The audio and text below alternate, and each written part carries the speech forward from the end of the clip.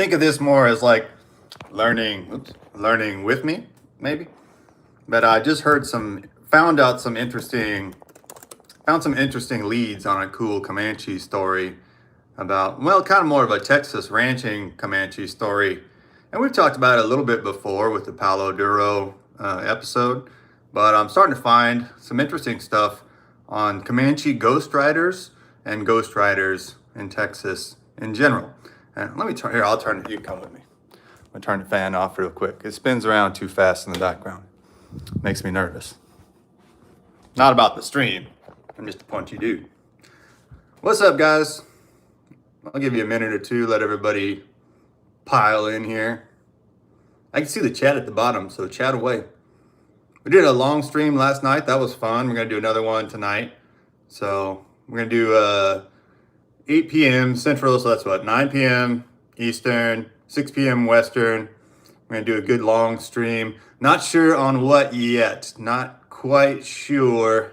So if you have any suggestions, put them in the chat. I have a big topic list, but I don't know yet. I don't know. We'll figure it out. But this stream is going to be about ghost riders, which I think is an interesting topic.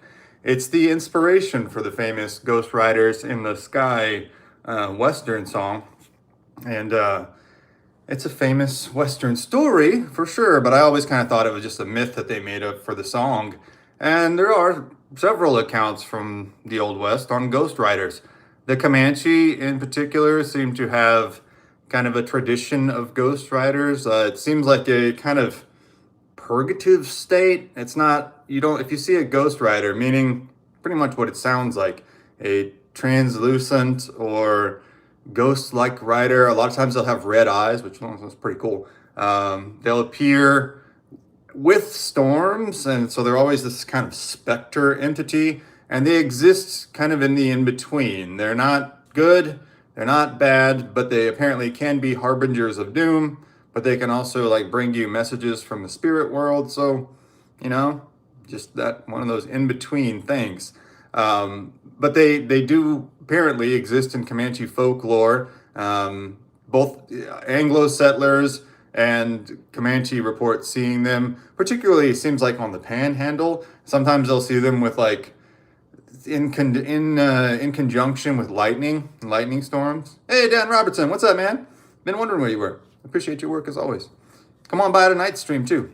You might know a lot about the Ghost Riders topic I'm going to talk about here. So there goes the neighbor's dog. If that becomes a problem, if you guys hear the neighbor's dog too much, let me know and I'll toss the headphones on. We'll figure out some kind of microphone situation. Let's see. Morning, Space Cowboy. What's up, Space Cowboy? Morning. Matthew Presley, what's up?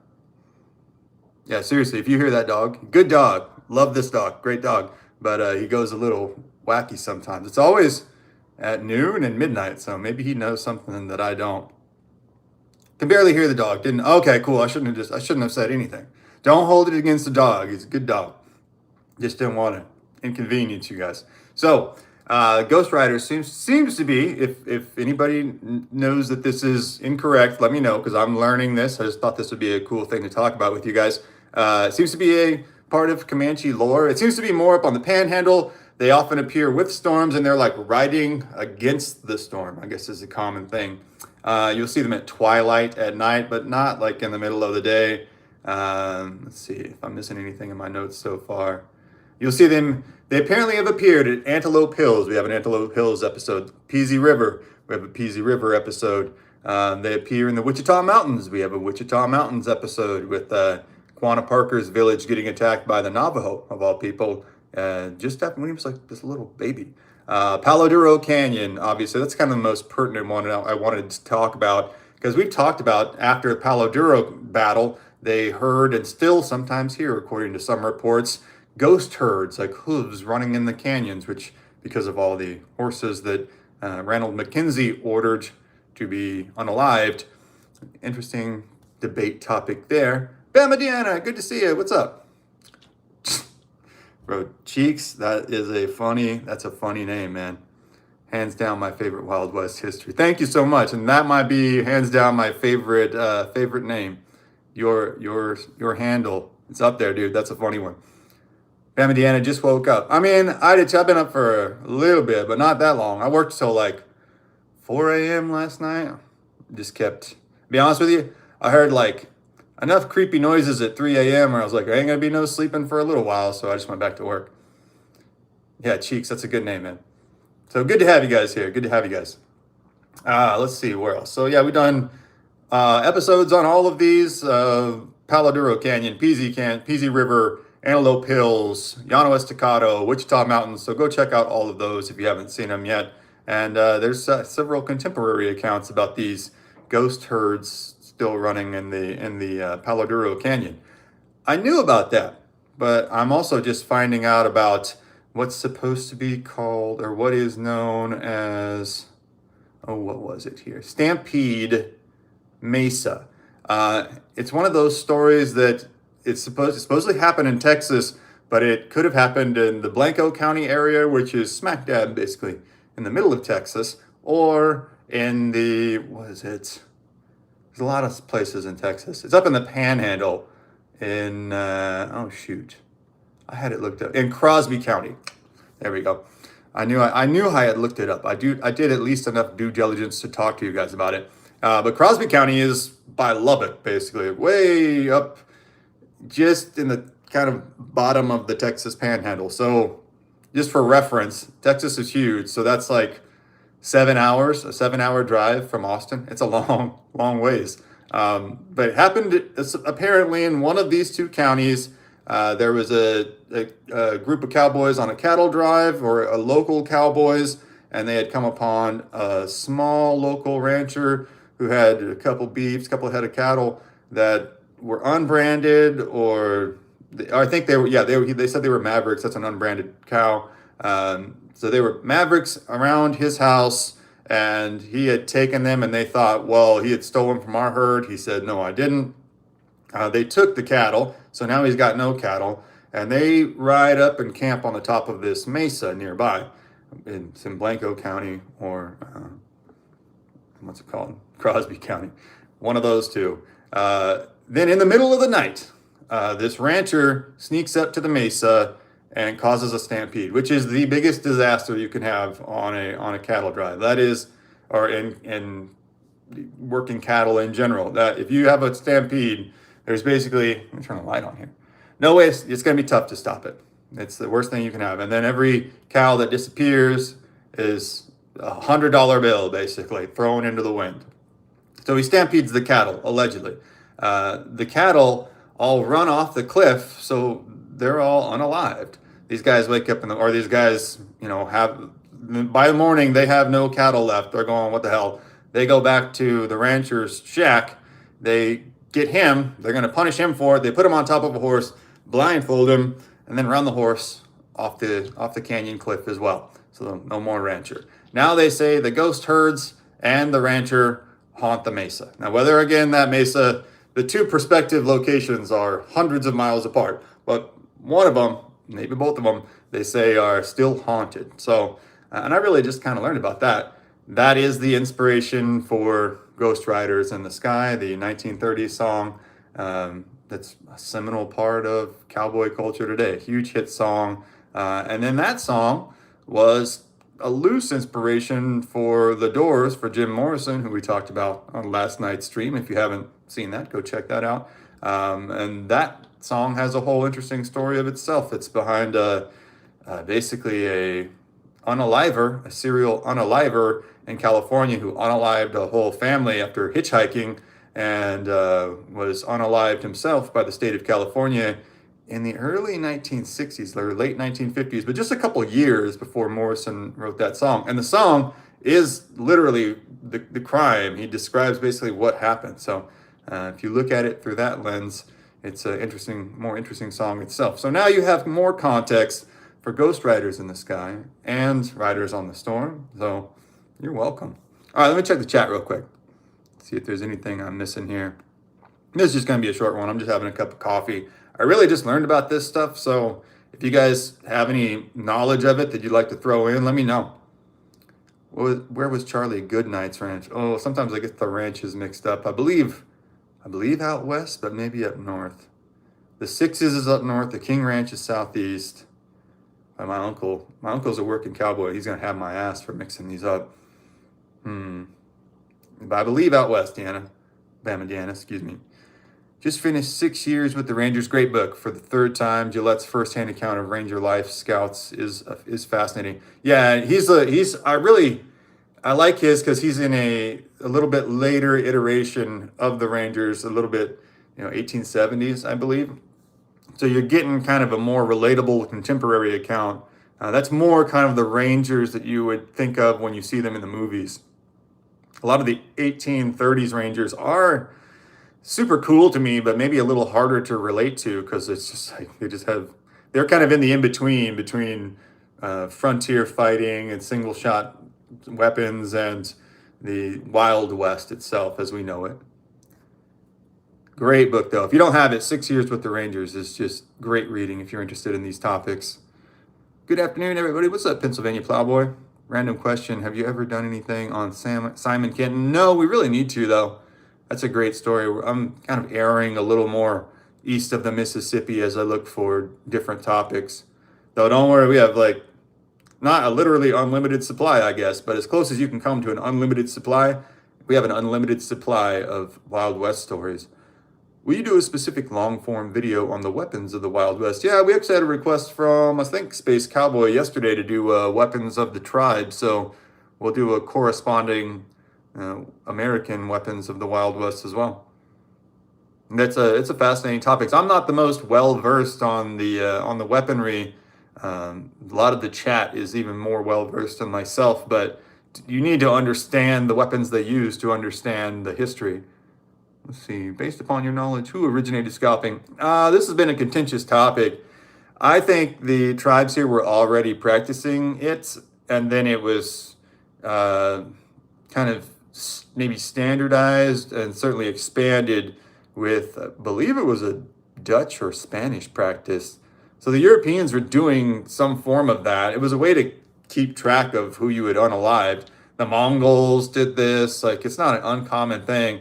And I think it was just taken up a notch when the Europeans came to North America, but they didn't introduce it themselves from the research that I've done. Two Colorado, what's up, man? Love your channel too. Let's see. Tucho, sorry. Did you? Thanks for tuning in, man. Did you know they are doing a remake of Lonesome? I did not know that they're doing a remake of Lonesome Dove. I don't know how I feel about that, Bamadiana. Dan Robertson, it was proof of, right, it was proof of the unaliving. So whenever the value was placed, right, you could collect the bounty. So like, you would collect, they did this in wars time immemorial. You needed one thing that the person would have one of. So a nose, they sometimes would do ears, but there's two of those. Scalp, usually that's what they're going for. It's something the person has one of. Let's see, don't knock scalp until you try it. Well, I'm gonna try to steer clear of it. I want a life free of scalping. Let's see, it will never top the original Lonesome Dove. No, it won't. Like they really kind of punch above their weight. Like, just come up with a new movie. They're just trying to reinvent everything.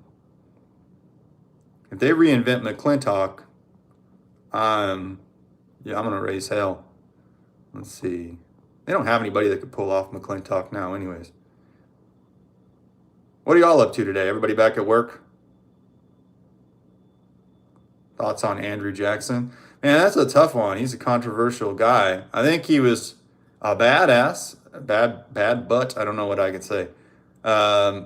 He did some stuff that was pretty harsh. He was a great military commander, it seems like. He wasn't afraid to stand up for what he believed in. He fought. You can't say he was, because he fought a lot of duels. And he brought the books, he brought the national debt to zero, I believe, right? So it's just like anybody else. He did some good things. He did some bad things. He did some stuff that's like funny. His inauguration party is really funny. It was just like a huge hillbilly party. Somebody donated a massive dairy farmer from, I think, Pennsylvania, donated a 1,400, something like that, pound wheel of cheese that he had made. He was like, "Hey, Mr. Jackson, President Jackson, I made this just for you." So Jackson can't like throw it out. So it's just months where there's like a rotting wheel of cheese in the White House. He gave it to all his boys at the inauguration, but even then, how are you going to give away 1,400 pounds of cheese? So it was just like a stinky affair for a while. Andrew Jackson is he's a more complex character than I think he's given credit for, but I hesitate to fully exonerate him of all the things he did because even Davy Crockett was against the Indian Removal Act. Let's see. Matthew Presley says, "Skin that one pilgrim and I'll bring you another one." Can you name the movie? Oh man, I'm not great with the exact, man, with lining quotes up with the exact movie. I got the attention span of a hamster. I'm good at memorizing the quotes, but sometimes I mix the movies up. Which one is it? Which one? You're shaming me on live stream here, but I don't know, Matthew Presley. You have to tell me. I'm gonna be ashamed. Jeremiah Johnson. Okay. I've only seen Jeremiah Johnson like a couple times, really. I need to watch it again.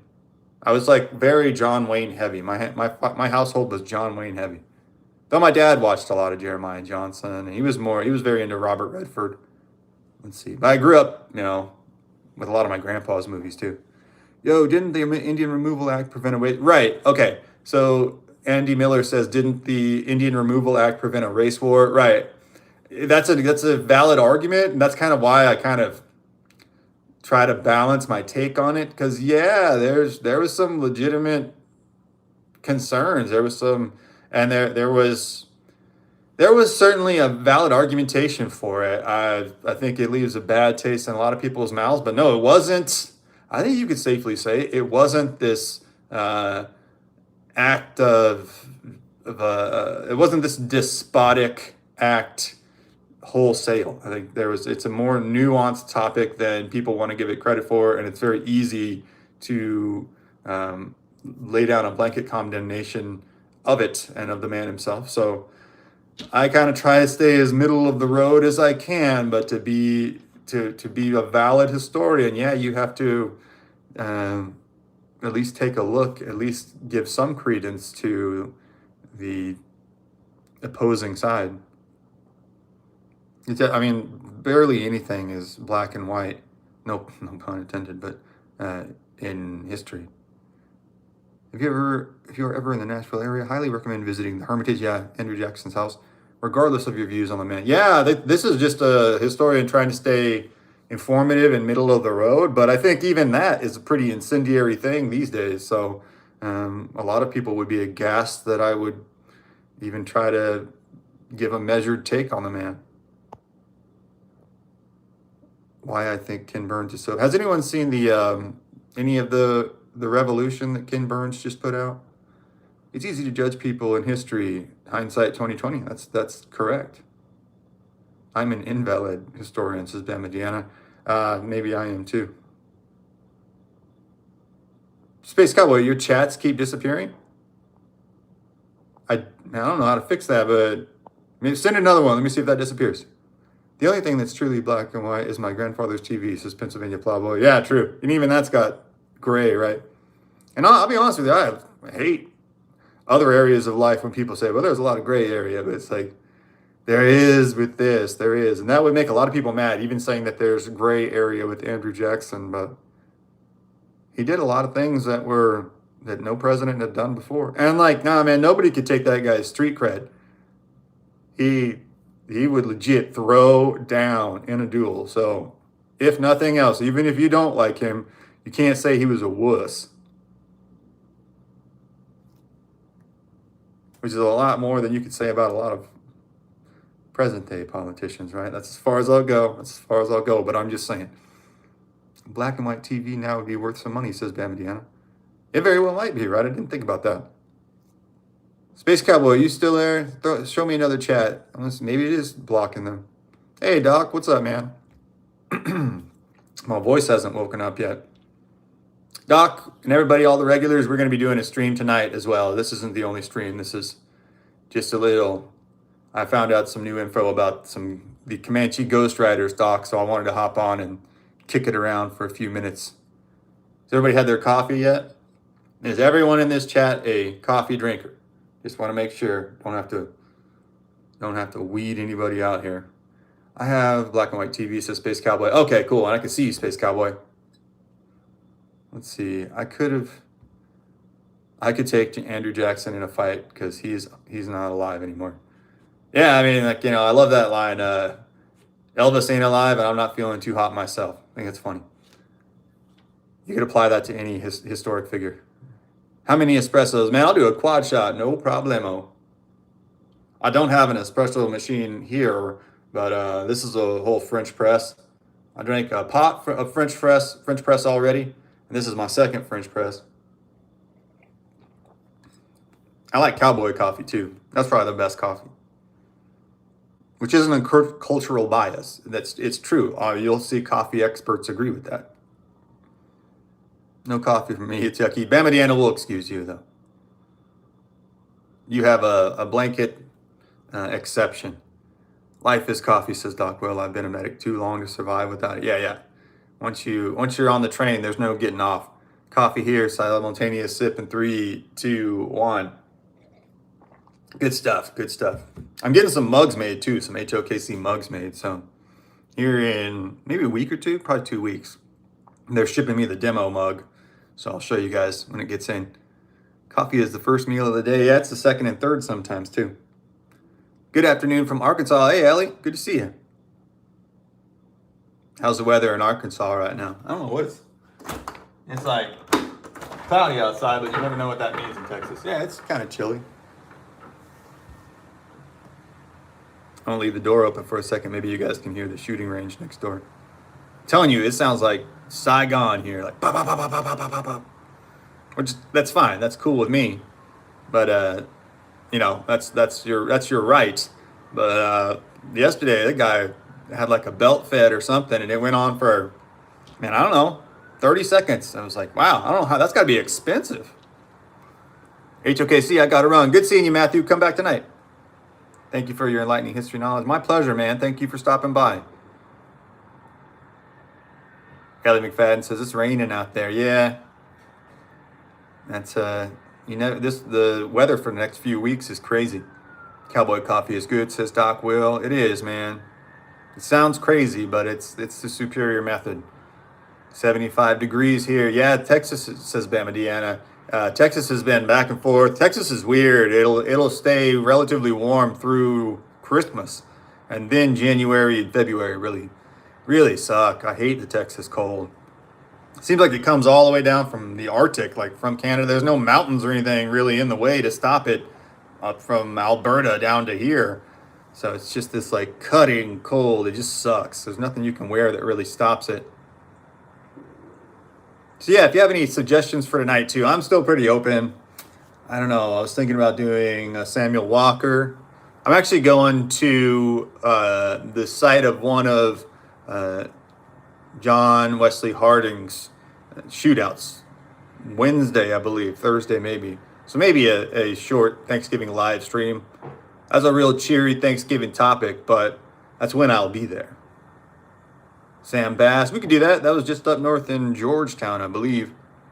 Alabama is similar. Yeah, my stepdad is from Alabama. He says it's pretty similar.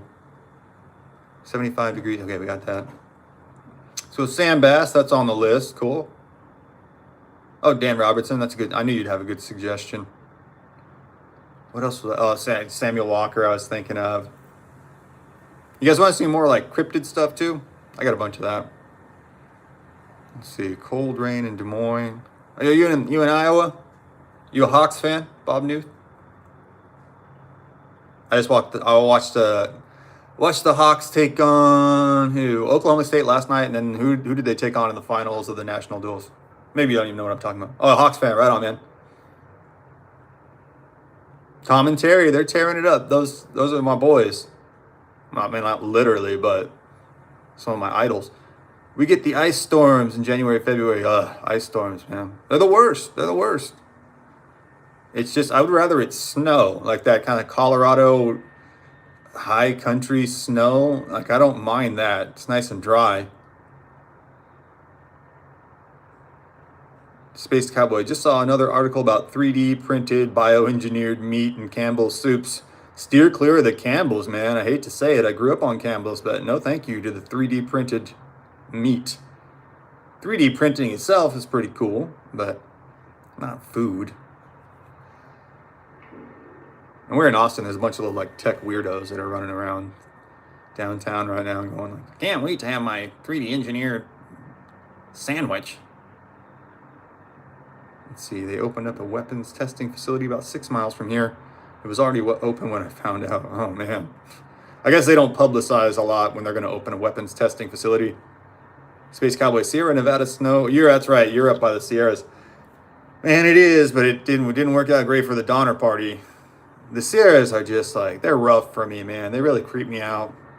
I like Tahoe area, but they just creep me out. I grew up, that's was our vacation destination. I grew up probably an hour from the Sierras.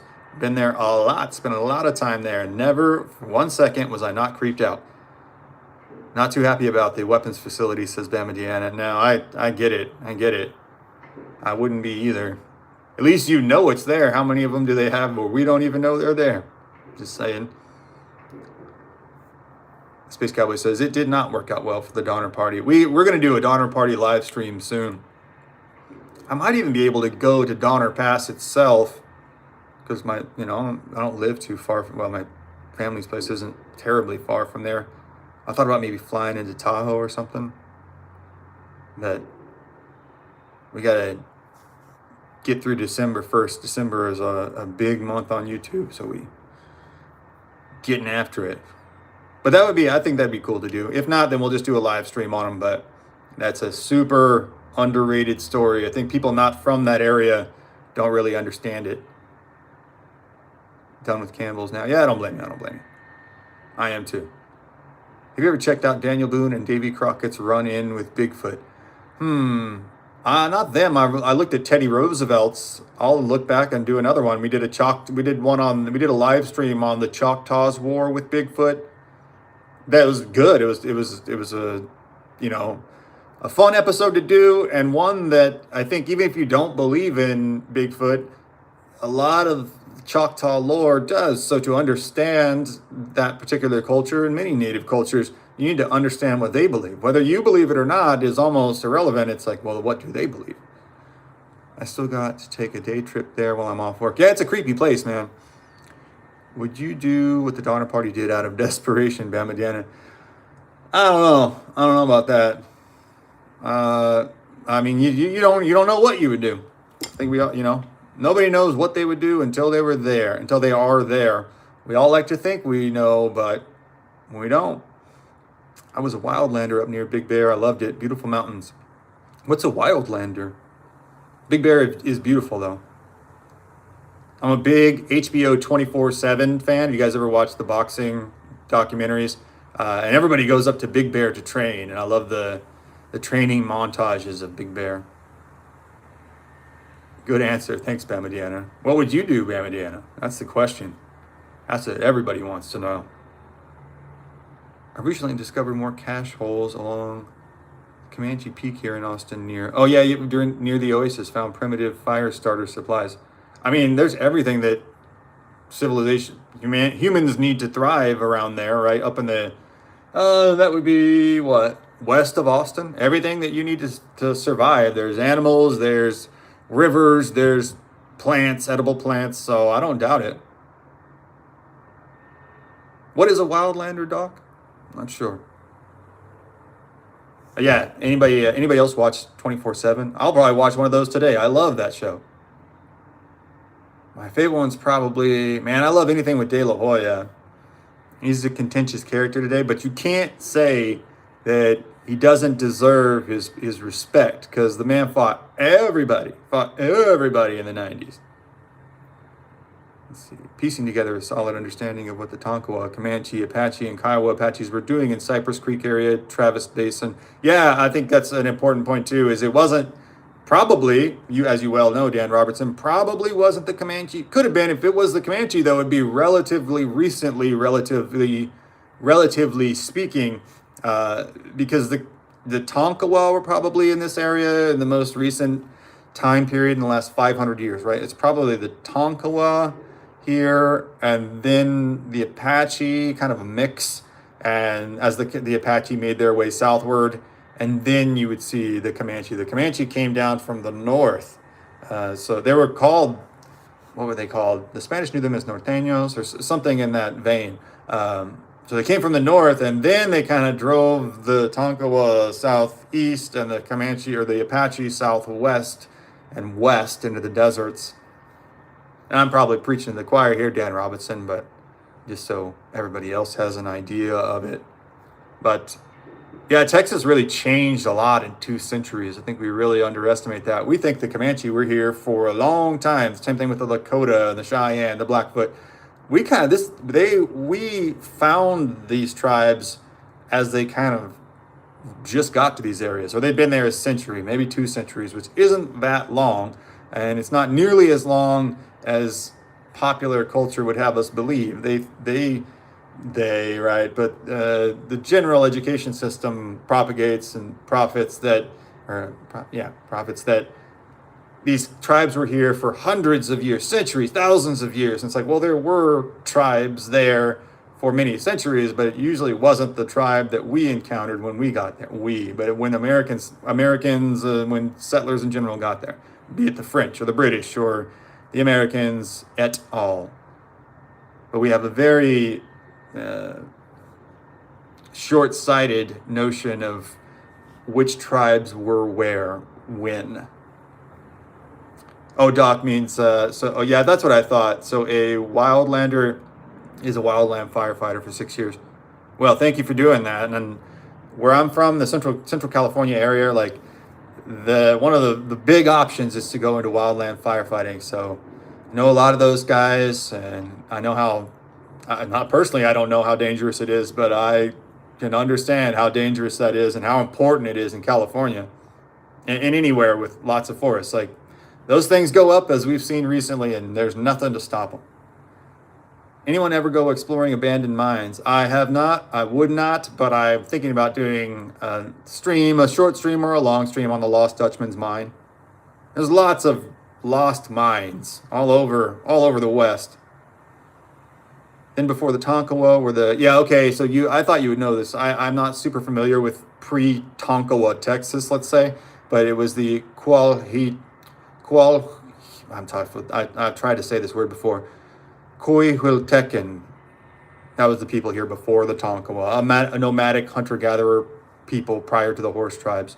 Right, that's another thing. We think of all these tribes on horses, and that did not happen till sometimes a few decades before whatever European entity contacted them or came into contact with them.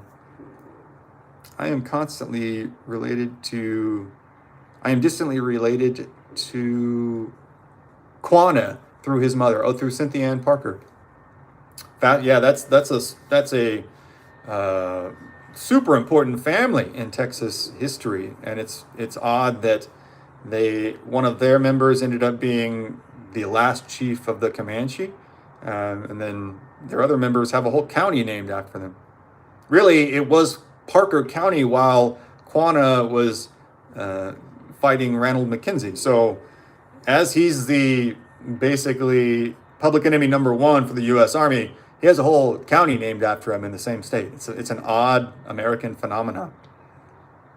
And I think S.E. Gwynn makes the point in Empire of the Summer Moon, it's always on my desk here, that he has very anglicized features. He has like a kind of a long, narrow nose, and if he just stayed inside and got like really pale and got a haircut, you'd be like, is this guy, you know what I mean, from England or something? He looks much more, you could see him standing next to the Parker family and not being terribly out of place, but now he is the face of the Comanche tribe, which is apt because the Comanche were, out of necessity, so willing to adopt people into their bloodline, because they had a huge miscarriage rate.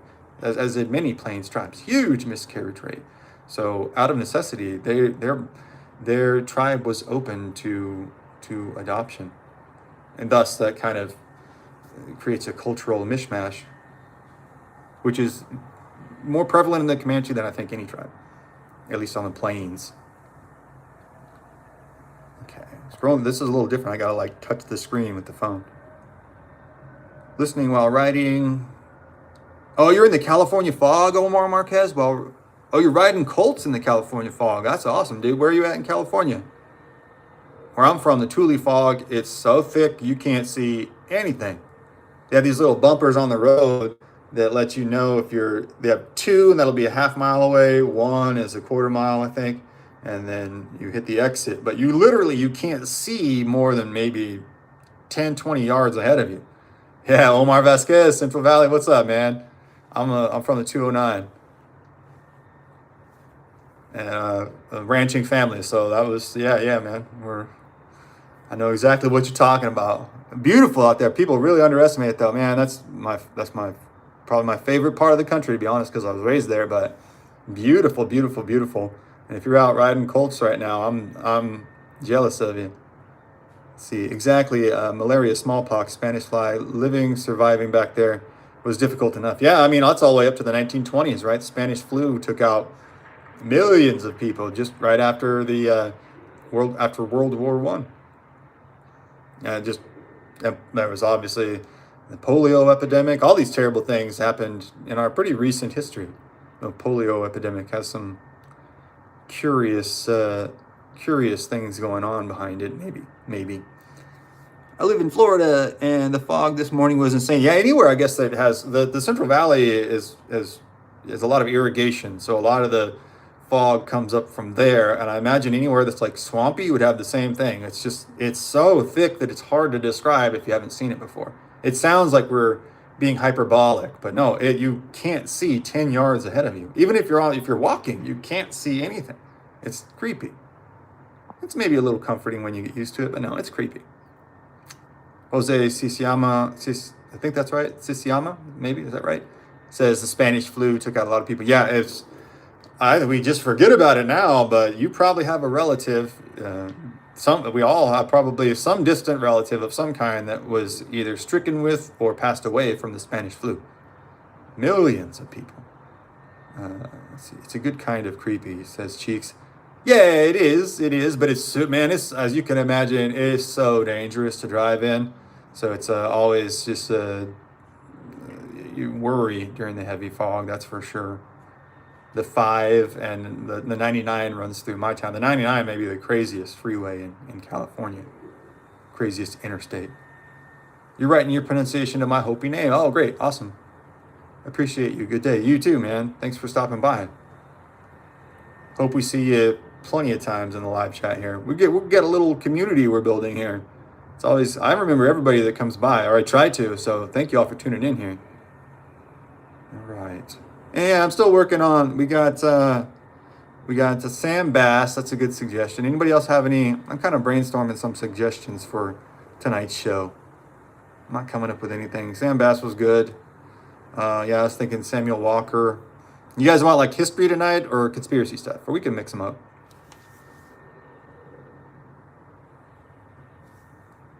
How's everybody else doing with the weather? You guys have anything crazy going on where you live? We got rain in Arkansas. Got the fog in the Central Valley. John Coulter. Yeah, I'll write that down too. Davidiana, you mentioned John Coulter before. Let me write that down. John Coulter for sure. Sam Bass. Writing that down as well. I was going to remember Sam Bass on its own, but now once I toss 2 names in the mix, let's not take any chances. Have you done anything on... Man, it's so cool that you asked this, Omar Marquez. I was just talking about him on a live stream 2 nights ago. And then just briefly covered Joaquin Murrieta. I talked about it like everybody knows about it. A lot of people did not know about Joaquin Murrieta. So, I'm going to do at least a live stream on him. I'm trying to find a single story I can boil down into an episode. But yeah, man, a lot of people don't know about him. He's a crazy story. So, man, maybe I don't have enough time to research him with due diligence tonight. But yes, let's try and get him in this week, because I think that's a great story, a great mix of ghost story and frontier history, California history that's like really drenched in outlaw history. I don't know where you are in the valley, Omar Marquez, but there's the town Hornitos, and there was supposed to be a saloon there that had a tunnel where he could leave the saloon and then ride a horse out and escape the law. Cheek says Murrieta was a savage. Yeah, he was a wild dude. He was DTD, as we say in my area of the 209, down to D word for unalive. My abuela, I think we got that from the Diaz brothers. I don't know. My abuela lived through it. She had some crazy stories about World War I and the flu. She taught Texas history in the Valley for 60 years. Wow, anyone that was born in that time period has the craziest stories. That's like, I really like the Rio Grande Valley in Texas, man. It's a place that I didn't visit until, 5 years ago or so. Doc, are you talking about Native American weapons tonight? Yeah, I'm for sure going to talk about them. I don't know if I have enough for a full stream yet. I'd like to do something where that's what you were talking about. I was talking about you earlier, Doc, because I knew somebody mentioned native weapons as a stream. Yeah, I want to do them as their own stream too. So at least we'll touch on them tonight for sure.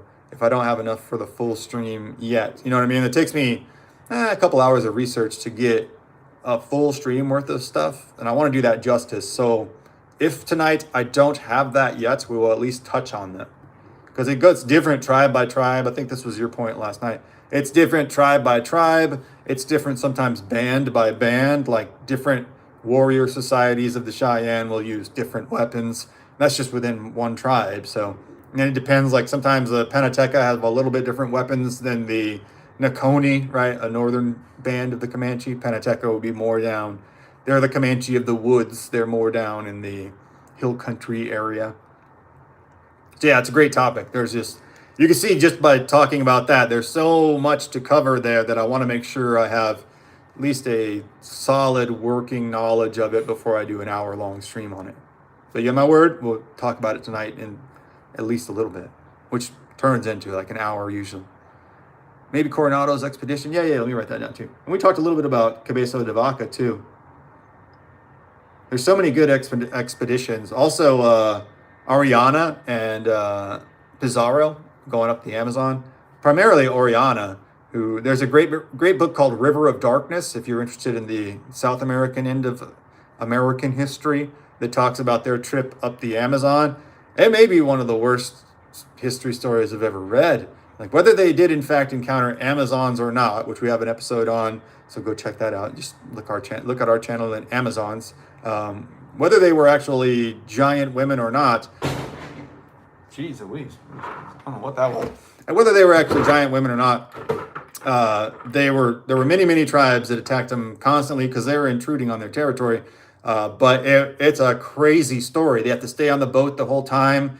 They make attacks onto the shore, and they'll attack the tribes, but the tribes have like lines of people, lines of warriors for like a quarter mile, half mile down the banks, and they have to jump off the boats. The conquistadors have to jump off the boats and like fight their way onto the shore, and they just have swords, arquebuses, and single shot muskets, and they're all highly trained warriors. Like these guys all had their specialties. Like I'm an arquebus guy, this is a sword guy, on and on and on, right?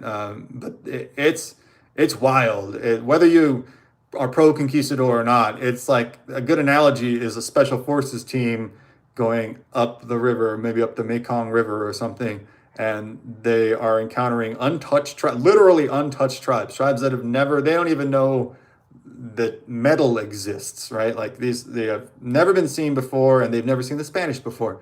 So two cultures that are completely alien to each other, and really they're encountering several tribes, so dozens of cultures, and they're all completely alien to the Spanish, and it is just a fight, a slog against the tribes, a slog against nature. They're getting all kinds of bites and snake bites and sicknesses, and they're just gross. They can't shower for months, and they have to sleep in their armor. It's just they're running out of food. They're running out of water, obviously, because they can't drink the Amazon water. It's just horrible, just day after day after day, and somehow, like I said, pro conquistador or not, they somehow got through it. Those are tough dudes. And I'll do a live stream on that. That's such a good book. If you like history at all, go look at River of Darkness by Buddy Levy, I believe. Yeah, Pizarro and Ariana is the other guy, right? I hate to say Ariana is the other guy. Ariana, in a lot of ways, was the dude. All right, I'm gonna look at the chat real quick. Coronado's expedition. I wrote that down. Bama Deanna, you have a. What do you mean? I have a ghost there? It's standing behind me. Don't say that. I was like, I'm not like afraid of ghosts, but there's been some weird noises around here. Let's see. Which I mean, like, what am I gonna do? You know, but. Did you see a ghost behind me, Bama Deanna? Even the styles of bows were so different, says Doc Will, between nations. Yeah, and even between different bands within a particular tribe. I may be related to Sterling Robinson, the last impresario of Robertson County. Really? Oh, yeah, which later became the Austin Colony. Oh, wow. Where are you doing your research at? Like the libraries around here? The Balcones included this colony. Yeah, it was a pretty big spread. Bless ups, HOKC, says Mojo. Thanks, man. Good to see you here. Well, you've been here a couple minutes. I just want to say good to see you. It just wants your attention. Oh, I think you're talking about the. I just closed my door, so you're hearing the rattling of my blinds. Let's see. Let's see here. Scrolling. This is a little harder to scroll through the live chat, so give me a second. DeSoto's trip into the Southwest is a crazy. Yeah. All these people just think of the conquistadors as kind of coming into Mexico. It's like, no, they were all through the Southeast, all through the Southwest, all through South America, all through Central Mexico, Northern Mexico. Like, those old boys were getting down, and we're talking about in a century's time, maybe 2 centuries time. But yeah, really, in like 100, 150 years. Let's see. And honestly, like, I mean, honest with you, I'm not like terribly I'm not pro Jesuit, but those guys were wild. They were getting down too. They are good at going places and converting the native population and fighting with them. They fought in a lot of battles, especially in the Northeast. Let's see. Libraries and books. Yeah, that's where you're doing your research. There's so many good libraries. Texas does a great job of keeping their records and having good public libraries. Let's see. DeSoto traveled through my area. Yeah, he traveled through Alabama. It's like these guys were there in the American South, and people just think of them, understandably so, but as being a Central and Southern American thing, a South American thing. The El Camino Real runs about 30 miles to the east of Austin. When you drive out when I drive from Austin to Seguin quite regularly, and about on the halfway point of that, there's a highway. I forget which highway it is, but it is the former El Camino Real that the first conquistadors traveled on. And it's just right through the Central Texas, just like all flat area. But yeah, Hernando Soto was a wild dude. All these guys are wild. I mean that in like the best and worst sense of it, I guess. And I think we misunderstand them as just like total brigands, and they were really skilled soldiers, some of the best soldiers in the world at the time. Very specialized guys and very organized expeditions. Just like sometimes you can plan all you want, but sometimes pest control's here. Give me a second. Sorry, guys. I'm gonna work this out. Well, I guess I gotta call the stream because I don't know what else I'm gonna do.